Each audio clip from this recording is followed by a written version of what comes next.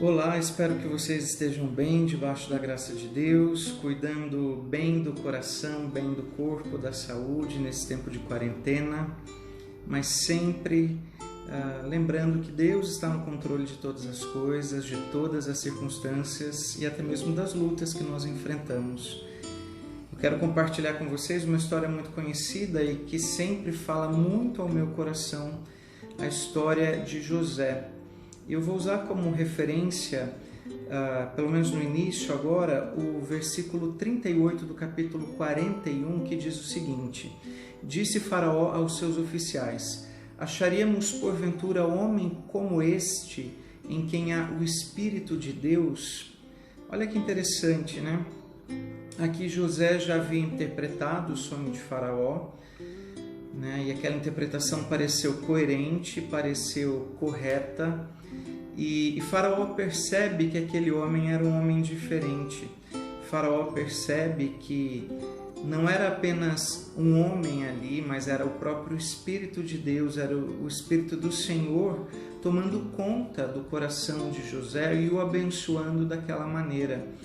Um ímpio percebendo num servo de Deus a presença do Senhor. Isso é muito especial. Pensar que num contexto tão difícil de José, num contexto tão diferente, o testemunho que ele dá ali naquele momento é um testemunho que aponta para Deus, a ponto de um ímpio perceber a presença do Espírito de Deus em José. E será que as pessoas têm percebido a presença de Deus nas nossas vidas? Será que as nossas escolhas, as nossas ações, as nossas reações em meio a diversas circunstâncias que acontecem, até mesmo as lutas que nós enfrentamos, será que nós temos apontado para Deus? Será que as pessoas percebem a presença de Deus em nós? Isso precisa ser muito evidente. Tudo aquilo que nós fizermos deve ser feito para a honra e para a glória do nosso Deus. As nossas palavras, escolhas, tudo deve apontar para o Senhor. A ponto daqueles que não conhecem a Deus perceberem a presença dele no nosso coração. Então, isso é o primeiro versículo que eu compartilho aqui com vocês. E a partir desse versículo, eu quero relembrar aí alguns aspectos, algumas lutas, alguns ensinos preciosos que nós encontramos na história de José. E aí volto alguns capítulos lá para Gênesis 37, quando José, com 17 anos, ele era aquele filho mais protegido, de fato isso é verdade, que levava mensagens dos seus irmãos para os seus pais, enfim. E ele tem aqueles dois sonhos, o sonho dos feixes que se curvavam diante do feixe dele, e depois o sonho do sol, da lua e das estrelas se inclinando diante dele. E considerando que já havia ciúmes naquela relação com seus irmãos, estes sonhos despertam ainda mais ciúmes, raiva nos seus irmãos, a ponto deles tramarem um plano para que José fosse morto. E isso não acontece porque Rúben, o irmão mais velho, não permite. Então, ao invés de matarem José, eles jogam ele naquele poço e o vendem como escravo, né? Então pense nisso, na gravidade do que os seus irmãos fizeram com ele. O vendem como escravo e ele é dado como morto ao seu pai. José praticamente ali sendo vítima de uma grande maldade de seus irmãos. Vendido como escravo, ele vai parar na casa de Potifar, né? E ali nós temos a referência também, Gênesis 39, versículo 2, o Senhor era com José, que veio a ser homem próspero, estava na casa de seu senhor egípcio. Uma referência de que a diferença na vida de José era Deus, era a presença de Deus com ele. E ele então é colocado como administrador da casa de Potifar, uma pessoa de confiança. e ali ele começa a receber as investidas da esposa de Potifar, que começa a literalmente dar em cima de José, provocando, tentando para que ele se deitasse com ela, até que chega um ponto em que eles se veem sozinhos e ela o agarra, né? E ele foge dali, acabando deixando algumas peças da sua roupa ali com a esposa de Potifar. E nessa fuga, como ela fica com parte dessa roupa, ela inverte a história, ela mente contra José, dizendo que ele estava tentando seduzi-la, e ele vai preso injustamente por 2 anos. Pense nisso. Eu fico imaginando José longe da sua família, José numa terra estranha, a esposa do seu patrão dando em cima dele, e talvez até considerando todas essas circunstâncias, ele pensasse, não vou resistir, não vou lutar contra isso, ela é a esposa do meu chefe, não tem muito o que fazer, né? E talvez ele até se entregasse aos apelos, aos pedidos insistentes dela para que ele se deitasse com ela. E não é isso que ele faz. Ao contrário, né? Ele foge daquele cenário de tentação. Ele foge daquela possibilidade de pecar contra Potifar e pecar contra o Senhor. E pense nisso, com certeza uma mulher muito rica, uma mulher muito poderosa, uma mulher muito bonita, uma mulher muito bem produzida. E contra tudo isso, José ainda assim escolheu ser fiel a Deus. E mesmo sendo fiel a Deus, a vida não se tornou mais fácil para ele, porque, como já falei, ele foi preso por 2 anos por conta de uma mentira. Escolha ser fiel a Deus. Escolha fugir da tentação. Escolha fugir da aparência do mal. Escolha fugir das pressões daqueles que tentam você contra o mal, que colocam propostas de sedução sobre o seu caminho e sobre o seu coração. Fuja. Tiago nos diz que nós somos tentados pela nossa própria cobiça quando elas nos atraem e nos seduzem. Então, provavelmente você já saiba quais são as cobiças do seu coração, que você precisa tomar muito cuidado para não cair em tentação, para não ocorrer no pecado. E assim como José teve coragem para fugir da tentação, tenha coragem, fuja da aparência do mal. Não brinque com o pecado, não brinque com suas fraquezas. Um pensamento recente que eu li que me chamou muito a atenção. Se você brinca constantemente no penhasco do pecado, não diga depois que cair foi um acidente. Fuja de tudo aquilo que pode te fazer cair, assim como José teve aquela postura. Se alimente da palavra, se alimente de uma vida de comunhão com Deus, fortaleça o seu coração usando os meios de graça. Deus tem dado tudo aquilo que é necessário para que a gente cresça, para que a gente amadureça, para que a gente se fortaleça, para que sejamos crentes mais consagrados e mais santos. Como falei, José foi preso injustamente 2 anos por ter sido fiel a Deus e ter sido vítima de uma mentira. Se for necessário, pague o preço por ser fiel a Deus, mesmo que mintam contra você, mesmo que se voltem contra você.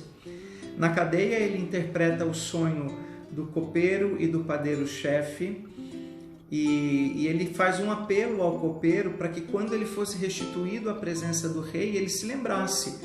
O versículo 15 do capítulo 40 diz: porque de fato eu fui roubado da terra dos hebreus e nada fiz para que me pusessem nessa masmorra. Ele tinha consciência de que havia sido preso injustamente.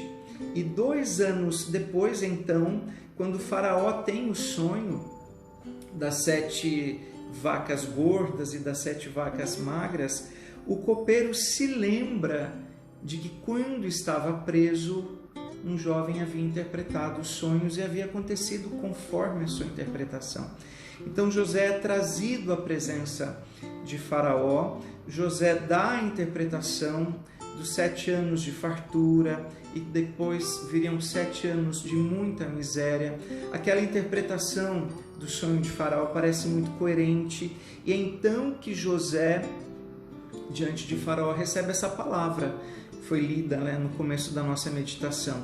Acharíamos porventura homem como esse, em quem há o Espírito de Deus? Então há uma guinada na história de José.